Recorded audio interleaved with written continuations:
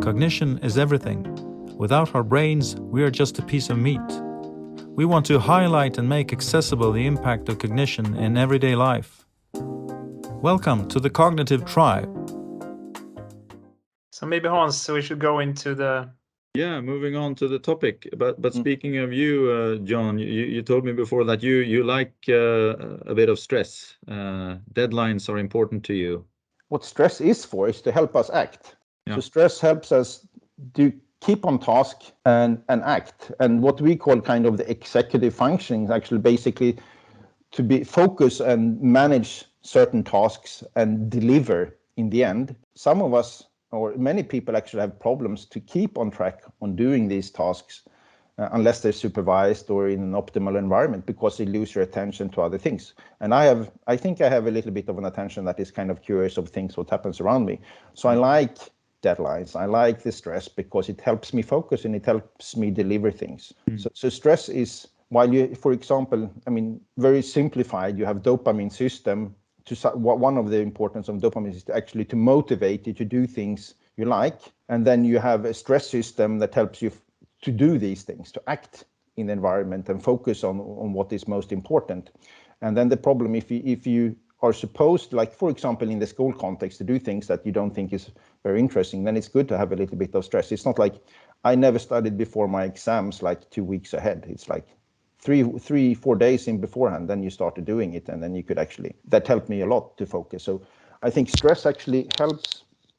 It's very useful for people, and particularly those who have a little bit problem to focus, and with their executive function in particular, they actually probably function much better under stress. They use stress so they can get things done. So they need deadlines, for example. It's really interesting that you actually describes stress as a positive system to help us act. And it's so important to, I guess we will come back to that you cross lines where it becomes too much and so on. But the general picture when talking about stress, it's a negative word and it's only the negative consequences. But it is actually a system then for us to act, which is a nice way of starting. Without stress, nothing would happen in this society. And no one would deliver anything. No one would do anything. People would sit home and do nothing. So we need stress for things to happen, and it helps us perform. So stress, like I would say, like stress is 99% good. And then of course, if you're a person who are stressed for the wrong reasons or the worrying kind, because then you can stress yourself. If you're a person that worry about things and simulate problems and so on, then of course it's hard to relax from that. If you stress too much, of course stress can be too much, and then it can interfere with the recovery processes. And then across time and acutely, we have no problems to deal with stress. It's quite fine. We down prioritize other aspects like recovery and other metabolic kind of recovery processes and plasticity in the brain to some degree. So it's harmful in the long run, but acutely it helps us do things and helps us prioritize on what is important for us, to deal with things, to deliver things. To act. So yes, stress is extremely helpful for us, but of course, stress also activates the entire system. So you have your blood pressure goes up, you start sweating, and you have all of these changes, so you can deal with this kind of challenge that is there. Most people have some kind of feel of unease of this, and they want to avoid this phase because it's because stress. It's stressful.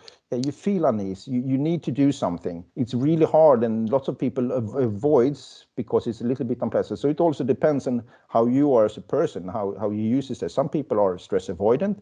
Other people need stress to be able to deal with things. But the important is that we don't stress all the time, of course. You're talking here about individual variation, and how can you look into that, and how can you find out why are people so different in this respect? This is actually a proposal from the beginning of the 1900s, which is called Yerkes-Dodson.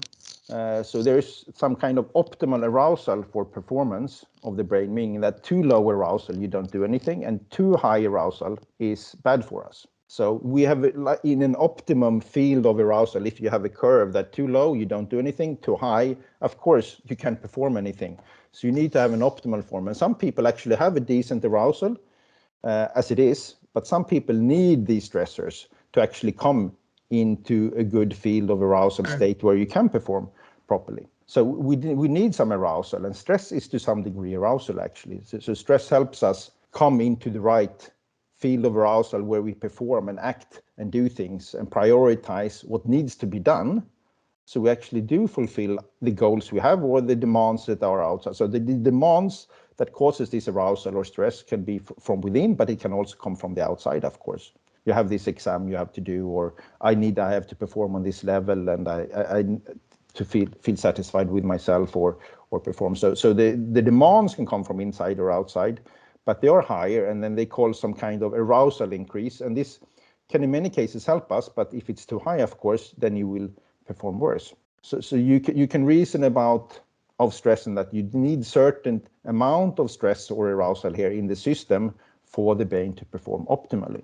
But it has a lot of consequences for the brain function, because one is the lower levels of stress, which is mainly kind of helping you to activate the system with noradrenaline and helps you focus.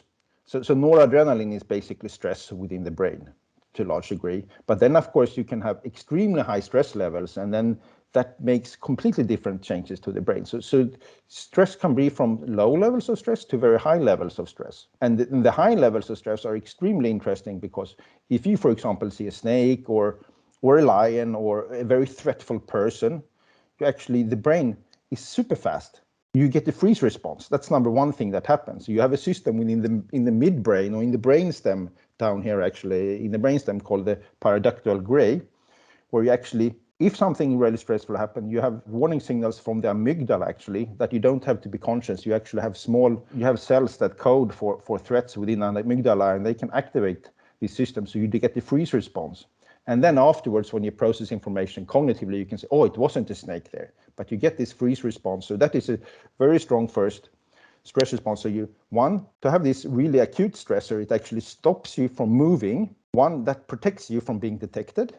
Two, you get a few seconds to think, what am I going to do in this situation? So if you, for example, see a threat further away, you have a freeze response that makes you stop, and then you can see, oh, is it a threat for me or not? Did it detect me or not? And then you can decide whether to continue hiding or have a freeze response, which some animals, they can't flee and they can't fight. So that means that they have a complete freeze response and they just lie still, and then they will very likely be detected. But we and humans then can decide, is this a target which I can fight?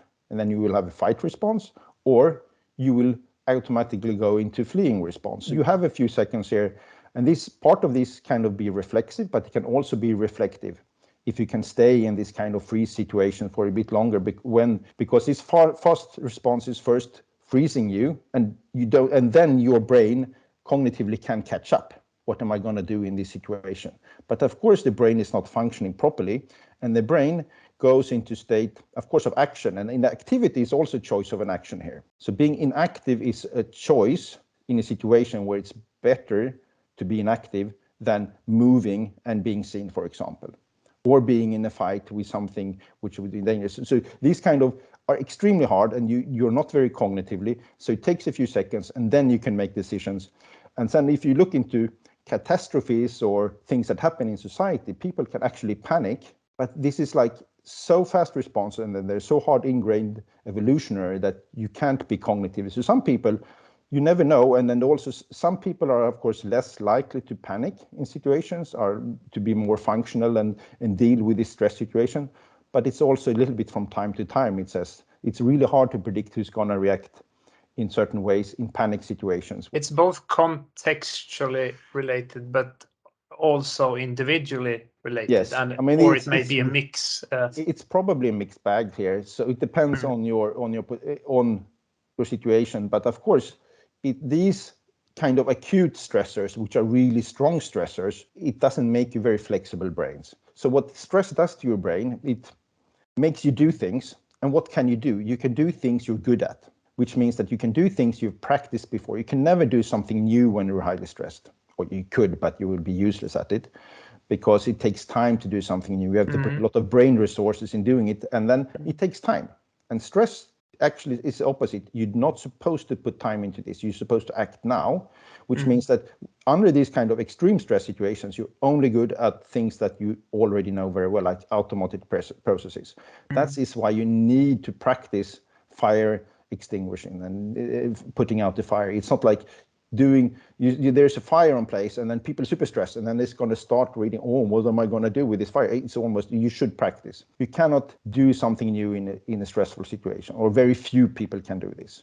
So that's why you need to practice. You can do these things that you've already learned. And that's what you can think about stress in general. You are actually good at easy tasks. So stress helps you do things you can do. So stress is extremely helpful for you to do these tasks that doesn't need a lot of thinking, that doesn't need a lot of flexibility and learning, because the brain prioritizes things that takes time and they do them now. And then you can only do things quickly that you already know.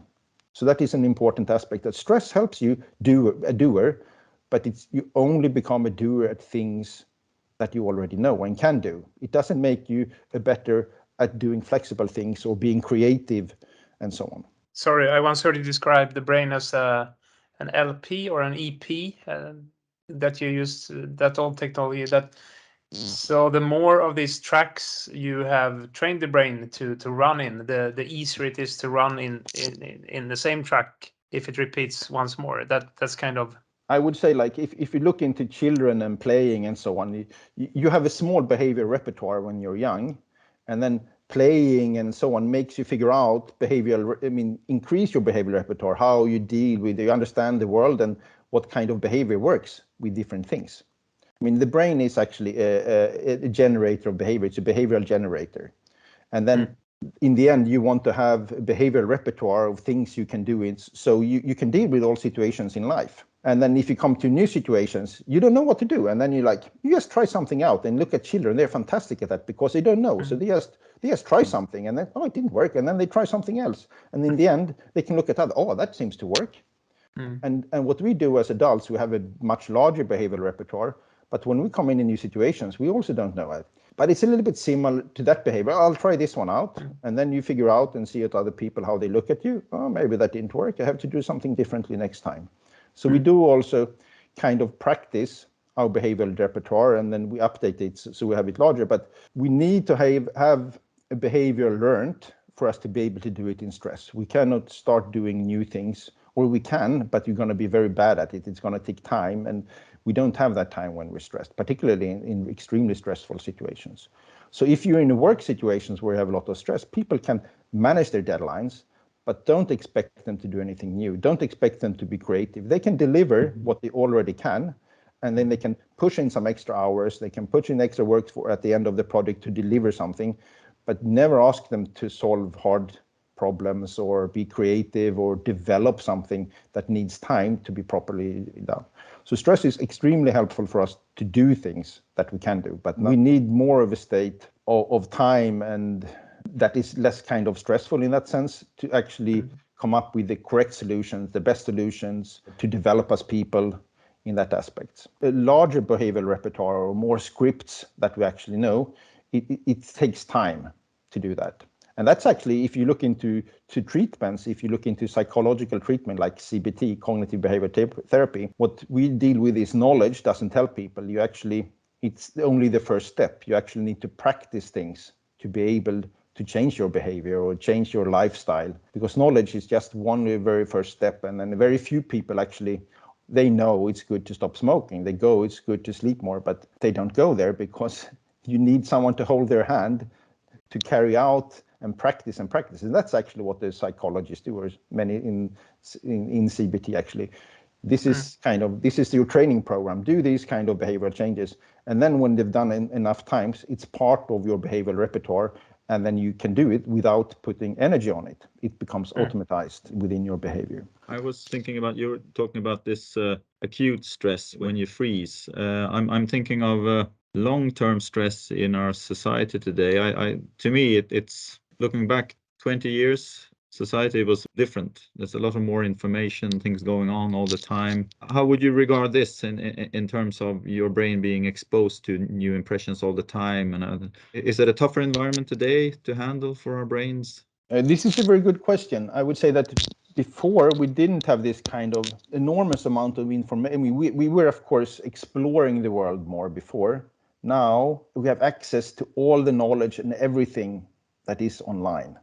We have all of these different possibilities to stimulate ourselves without having to think. much more of what we're doing. We can engage in things. We think we have like apps and we have all of these things that actually they're extremely driven to be interesting for us. So they actually have certain algorithms that helps us stimulate ourselves, like watching TV programs or YouTube or Twitter or TikTok. And you can get this super fast kind of stimuli that engages us and we like and stimulates our brains. We have this kind of in the pocket, we have this computer with access to everything that can stimulate us extremely well. So you have this kind of this is extremely dangerous. I'm really happy I didn't have this when I was young. I was forced to stimulate myself by exploring the world. I had to understand the world by exploring it. We had a much more boring time, I would say, probably. Even now, I'm 50 years old. I go out with my friend on a bar or in a restaurant or on a cafe. When my friend goes to the toilet, what do? I take up my phone. So I start stimulating myself directly. Could be something funner? When I was younger, I could stand and wait for someone for 45 minutes. That was, of course, extremely boring. And now I could read New York Times. I could read BBC. I can go through all of the articles. I can actually engage myself in news. I can actually learn so much. It's much more stimulating, but it's a completely new environment with much more. The information flow can be exactly what we make it to. And I would say, which is really hard, I tried to put my phone away 1 day a week, and that's not easy. Try to do that. Take away your information flow for 1 day a week, and then you'll see how it was when we grew up in the 70s or 80s. So yes, it's extremely different how we stimulate ourselves. And I think one of the aspects with sleep and stress is that we actually stimulate ourselves all the time. And then when we switch off the light at night in bed, this is the first time we have ourselves and our thoughts in the evening, because we actually can engage ourselves all the time. But it also means that teachers and everyone, they have to be more interesting than the phones for the young people to actually be bothered to learn things and be there. So which means it creates very high demands on workplaces. It creates very high demands on schools to be more interesting than what's in their pockets with this possibility. So future teachers has to be kind of entertainers and leaders. They have to be more exciting or equally exciting as was in their pockets. And students also have to develop some kind of self-regulation, and that takes time as well. So they can actually down-regulate what's interesting in their phones, and we can help them by taking their phones so they're not there. We can actually support them in this choice. But I mean, the different information flow and the possibilities to stimulate us is extremely different in this, and whether this is stress or not, but it's actually engaging the brain in something we would never engage the brain in previously.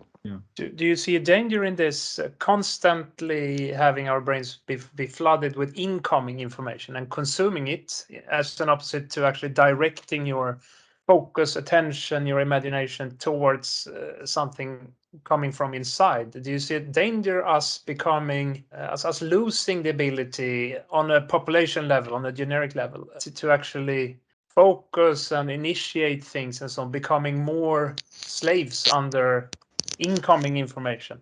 One of the aspects is that the kind of decision flow becomes faster and faster and faster. You have this kind of development from Facebook where you can engage in people. You have TikTok, and you have this extremely short. So your concentration span is extremely short, and I think people don't spend much time on reflecting in what they're doing. I think we lose one thing aspect. I'm not super worried because the brain is extremely adaptive. We do adapt all of these aspects, and we live longer and healthier and happier today than before, and the chances to do this. But of course, many times it's not us deciding on this flow, which means that we are in the risk of being extremely manipulated by those who have the algorithms and are behind, because it's not only that they actually use the data about us, they know so much about our behavior and our choices, so they can control us extremely much. So I think the manipulation risk within the systems is extremely big. So I think that is, we are letting go over, if you talked about the government or the people in power controlling the people, now the power in these extremely big companies and certain countries who kind of control the flow in some kind. That is, of course, extremely manipulative and risky in that aspect. But we have the chances to avoid this. But so there are a lot of risk, particularly with the AI and governmental and company. I mean, it's extremely good that EU have these discussions of the control of data and what they do with this data and the purpose of the data of this aspect. But this is a different question, I would say. But with Hans' question, we came into this from the stress aspect. Yeah. I'm not sure this is stress, but it's definitely activation, and it's utilizing of our own preferences. If we could take a step back, we would know, okay, what kind of person am I? What are my preferences? I'm sure TikTok can figure out your preferences within half an hour, much more than what we reflect and do of ourselves. So we could actually use these tools to learn more about ourselves as well, if you wanted to. We could have someone analyze what you do on the internet for a week, and then you can see what they say about you. That actually says a lot about you, probably, what your driving forces and so on. But if it's very stressful, I'm not extremely worried about it from a stress perspective. The stressors of today, people are extremely stressed in our society. But I think one of the problems is that in our brains, they simulate worlds. So the brain is a simulator. It creates expectations in different contexts. And before, we had one world, we had the real world, and we have in the imaginative world, we could have these imaginative friends, we could read books, which are actually completely new worlds where we can imagine ourselves in. Today, you have enormous amount of contact nets, you have enormous amount of virtual worlds out there, which means that you have to update yourselves in what's happening in all these worlds all the time. And that creates a constant flow of worry and anxiety for people, because it's almost impossible to be updated in all of these worlds, what is happening. And interesting things, all of these worlds are all artificial. They're all made up. They don't really exist. They exist in our brains. And the interesting is that you can have all of these groups in WhatsApp, in Telegram, in Twitter, and then people say, oh, everyone is doing this. And 90% of the society have no clue, because they're not following these worlds. There are so many parallel worlds, and people have very many worlds. But the problem is that you need to also disconnect from these worlds. You can't update, because you can, of course, lie in your room tonight on what's happening in this friends group, or what's happening in this friends group, and what's happening in this friends group. And then you have all of these notifications popping up all the time. So young people of today, they have extremely many worlds they need to update themselves in continuously. And that is, of course, extremely stressful if they know. People call about this FOMO, fear of missing out. But I think it's also that we are group people, we are social people, we're dependent on other people. And that means that we need to find people that we can trust on, and that our social context. But the social contexts are so many now. And I think that is a little bit stressful for people to be able, as in the teenage years, of course, to find yourself. You actually move away from being part of your core family to the same degree. You have to find your new family with your friends and social groups. But there are so many social groups. And then there are so many different chat forums. And there are so many of these that you have to constantly update yourself and find your own position. What is my position in here? And then, of course, people are not always nice to each other. I think that is a big problem as well. So there is still a lot of bullying, and there's a lot of net bullying. There's a lot of easy way. It's a little bit too quick to write bad things about other people online. And my only suggestion is avoid those situations, because that causes a lot of stress for young people of today. But I think this is a problem, that all of these parallel worlds, all of the worlds that people have in their minds that they need to update themselves in, which means that it's hard for them to recover properly. I think it's not very stressful unless, of course, you're bullied. That is, of course, extremely stressful. But then how do you recover? Can you have periods where you just disconnect from these groups and deal with the real world, for example? But then also, what is real and not real? What's in your brain is, of course, real for your brain. In our world that we call real is, of course, also full of things that don't exist. Like money doesn't exist. It's just something we made up. Like many of these aspects in our virtual worlds as well, of course. The brain have all of these ideas and simulations of what's real out there. But I think it's problematic for those who are young people with all of these possibilities today, I would say. And that is probably one of the stressors. I think it's a little bit problematic, and you have to find how to deal with them.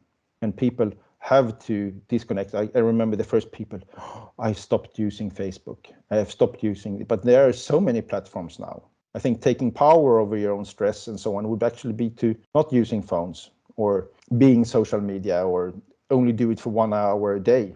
And that's enough to update yourself for 1 hour a day or 2 hours a day. But many people, they spend 3, 4, 5, 6, 7, 8 hours online a day. And that is, of course, not what we're evolutionarily done for. No. I would like to take an angle, which maybe coming back to cognition and stress. We know you've been working a lot with both developing and using cognitive testing tools in a lot of your research. We know that we have very individual cognitive profiles, especially you mentioned executive functions, the frontal lobes, the parts of the brain where we reflect, take decisions and adapt and so on. We know that these abilities are very individual, and we know that we are differently good at actually perceiving different information, and that this can vary with different kinds of time limits and complexity and so on. And then you have the whole ability suite with you're regulating yourself, switching between different themes, finding new solutions under more and more complex circumstances, and so on. I guess there must be a strong relation between your ability to handle a lot of information in different contexts when you're put under more or less stress. We're not talking about extreme stress as you talked about before, but more or less. I think that's an interesting theme, and it would be interesting to actually look at some of those profiles in the future and kind of relate this individual cognitive abilities to different levels of stress. How do you look at this? First, I would go back a little bit because we didn't talk so much about the relationship between the prefrontal functioning and executive functions and stress. And I talked about amygdala. And basically what stress does is that it creates a need of urgency to do things. And that means that amygdala and the kind of other parts of the limbic system, they take over. Now we need to do something. And this kind of strong urgency we have a prefrontal cortex, which is called like top-down regulatory aspects. And that is, of course, the more stress you have, the stronger activation you have, caused partly by noradrenaline and the cholinergic system within the brain that creates kind of arousal and stress within the system. It will be harder to control it. And then you get more and more worry, and you need to do something. And that means that the prefrontal cortex functions are paying in stressful situations. It is much more harder. You take faster decisions. You don't have time to be flexible. You don't have time to take a step back for the brain to create a more, how does this really work, and reflect or create a model of how things work. So yes, these kind of executive functions that are developed related to flexibility becomes more problem. Yeah, actually, there are some studies working then kind of looking into the stress effects on the working memory. And the working memory becomes worse at being flexible and having more things in the brain, but stress actually makes your working memory update faster. So it actually improves certain aspects of working memory. It reduces the capacity because you want it to react fast. It doesn't allow you to take this extra time, but it helps the working memory to update faster, to look into new things. So when you're stressed, you look around more, and you become more alert to what's happening, and you update your working memory. So you actually speed up the system at the cost of this aspect that takes time in the brain. So these executive functions are, of course, reduced. So then the question is how stressed you are and the consequences of the stress, and your ability to downregulate, particularly if it's strong emotional values, for example. So some people will then react becoming aggressive or emotional or very negative about certain things when they become too stressed, because their system, their frontal lobes, can't help them deal with the situation. The stress is too high. The amygdala, the limbic kind of urgency to respond quickly is too strong, and then they can't control their emotions, and then you can go into full-blown panic as well. Because also what the stress does, it actually, because you have this increase of blood pressure and sweating, and you change completely, it also creates the same signals as anxiety attacks. So some people, when they train and they get activated, they kind of interpret these signals as panic and anxiety. So this is kind of stress, and this activation is stressful for some people, but not other people. But an interesting aspect is how logic are we? What can we do when the brain is extremely stressed. We're not interested in how creative they are, but maybe how good we are at down-regulating too much stress. How we can kind of be able to do what needs to be done in stressful situations. For example, if you look into those who react in accidents, and so rather than panicking, we need to help people to practice to do something or follow instructions or do mundane things, but might be some novel components in it. That would be extremely interesting. Coming back to where you started, you said that there is very low stress and then there is super high. And we talk a lot about this super stressful situation, but normally we are not in those situations, but we are in maybe some stress or high stress, but not this acute stress. And I mean, the cognitive functioning then should be very individual, and we should be very differently good at handling this more manageable stress, which is kind of the normal life for most of us, that we are under more or less stress, rarely in extreme situations, but maybe high still. But then I know, for instance, there are studies showing that the level of cognitive flexibility is related to how often you are ill and not on the job and so on. So that's kind of the level, the more normal kind of stress, and our different individual ability to handle that. That's also an interesting aspect, because it kind of relates to the day-to-day challenge we're all living in.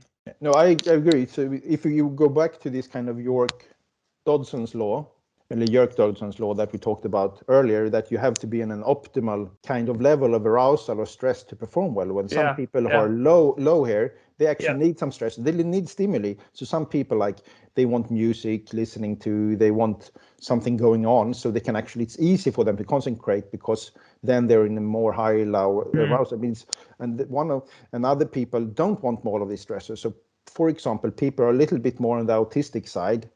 They normally don't want to have a lot of things happening because they're already in this arousal state, which is quite good. Yes. So as soon as you stress them, they become too high on the scale. So they want to have a room which is not too many things. They don't want to have people running around in the room. They don't want the music. They don't want all of these different stimuli, because they're actually quite sensitive to the stimuli, because it makes them too stressed. Yeah. So we all need to create kind of an environment where you can be in this kind of optimal level of arousal, where it's not too much or not too little. And then we need to help people find this. But I think there are also aspects across the day that some people are extremely tired in the morning. And then what do? Yeah, we need daylight and we need coffee, so we can get the system going if you're an evening type or you're low motivation in the morning, which is more related to the ADHD persons. They need actually some stimuli. They need to have book times. They need to have something, otherwise nothing's going to happen the first hours of the day. And then other people, they need to be protected from too much stimuli. And then also you need, how do you if you have had a disturbed sleep, you can have a larger dip in the middle of the day, and then you need to stress yourself, or you do something that is less you don't need the creative demand. So there's actually, so in the afternoon, you maybe, I'm quite good at, and have this dip, then I can do mails and I can do something that doesn't need all of these aspects. And to be honest, being a little bit lower on this kind of stress or arousal state, we're a little bit more sleepy. There are some studies showing that you can actually be a little bit more creative in this state, because the brain is not so fast. It doesn't need all of this. So the brain, if you're in the right circumstances, not too tired, of course, but in the lower level of arousal, then the brain has the time, and then it can compare different kind of potential relationships between things in a new way, which is creativity, basically, or the first step of being creative. You have to act on these kind of connections as well to actually be creative. So you need some kind of motivation to actually do something with it as well. So maybe it's talking about a very simple model, but capturing what you're just saying is that, okay, we have an individual cognitive profile, which is very different between people. We find ourselves in different states in the morning, afternoon, evening, etc. And we have different traits. You mentioned autism and so on. There are many other traits. So these three aspects combine and creates us more or less good at performing different tasks and handling different challenges and situations and so on. So in order to understand ourselves and others, we should try and understand the cognitive profile, how it's related to state and how it's related to trait. That's kind of, could that be a simple model to capture three important aspects to understand people? Anders, I would say it's not a simple model, but well, it's three simple words, depends. But then okay, it's yeah, for me it's very simple. Some of these aspects are, of course, they're not independent, they are related to one another. So I agree completely that we could learn more about ourselves and how we come in kind of an optimal state of arousal and to do certain things, and where we're more stress resilient and we can deal with stressful situations more than others. And from a recovery perspective, we shouldn't do stressful things in the evening, because I mean, from a recovery sleep process aspect, it doesn't matter if you stress during the day, as long as you don't take it in with you into the bedroom. So people say that stress is the worst aspect for sleep, and that is of course true. But if you stress during the day, it does not have to necessarily be bad for you. It's the stress in the evening when you're lying there and the thoughts about tomorrow and the things that you haven't dealt with or things that will happen tomorrow. The stress now and the stress of tomorrow is much worse for your sleep. And you need to be able to disconnect the stress to be able to sleep and actually have full recovery of the system. But then, of course, if you stress a lot during the day, there's a risk that those things will still be stressful and you will have a hard time to disconnect from them in the evening. So that would be an interesting aspect, how good you are at disconnecting from stress and help people. And I assume meditation is one of these aspects that helps you allow to feel these feelings and let go of them in some degree. So there are ways that we can learn to do it. But from a recovery perspective, stress is not good, but you shouldn't be very, very worried about stress if you just stress during daytime rather than during sleep and recovery, or in the late evening at least. Thank you so much, John. And I think if we move on to speak more about sleep, we will go on for 4 or 5 hours or something like that. So I think we'll wrap it up there, and we hope to speak to you again about sleep in particular, I think. Absolutely. It's I mean, it's amazing to listen to, and the holistic view of this and the different aspects of the brain. Stress, just to take one thing. So yeah, but if okay with you, we'd like to connect with you again, digging into sleep, for instance, which is actually your expertise. Happy to be here and discuss these aspects, because they're extremely interesting, and it's fun to talk about them. And if they can be helpful to anyone, I would be happy to share. Great. Thank you so much. Thanks. Thank you.